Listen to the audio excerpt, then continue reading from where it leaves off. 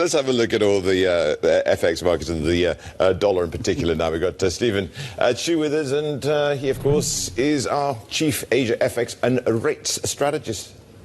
What are you seeing in your crystal ball? Well, for next year, actually, it's going to be easier than this year because, as we know, so last year is a theme of higher terminal rate, so market got it wrong, so dollar rally. This year is about higher for longer. Market still got it wrong. So dollar rally, but it fell back. So the dollar is actually less strong compared to last year. So next year, the only thing that market got it wrong is the Fed will hold on for longer. Meaning that even if that happens, even if market got it wrong and the rate cut got priced pushed back towards the second half of next year, the dollar could still drop by the end of the year. So unless the Fed have to hike more, which is very unlikely. Looking at the data softening, inflation softening, I think at best the Fed will just hold at this level for longer. That's probably the most hawkish scenario.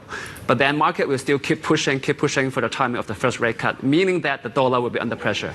So come the end of next year, actually, we are quite convicted that dollar Asia will end lower. Dollar Asia will end lower.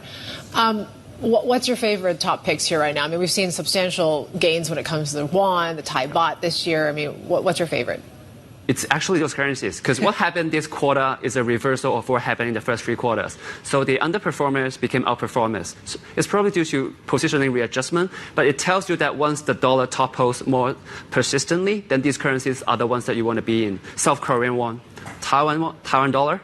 And also one currency that I like is the Thai baht, which actually has been strong in the first quarter, topple a little bit, but then sort of rebound lately. So these 3 are the ones that I really like entering next year. Yeah, before I get to your view on the Chinese currency, just to recap the PMI numbers which came through earlier on. So we were expecting quite a discouraging number.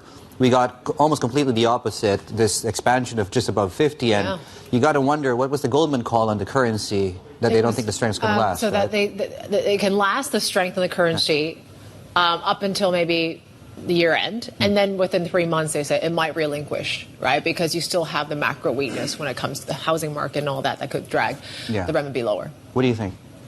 I agree. Now, actually, if the dollar weakens, the CNY will rally, probably beyond 7. But that's really the dollar story, because the macro for China is still really weak. When it comes to the currency, we look at the rate differential, the trade surplus. The FDI in particular has turned negative.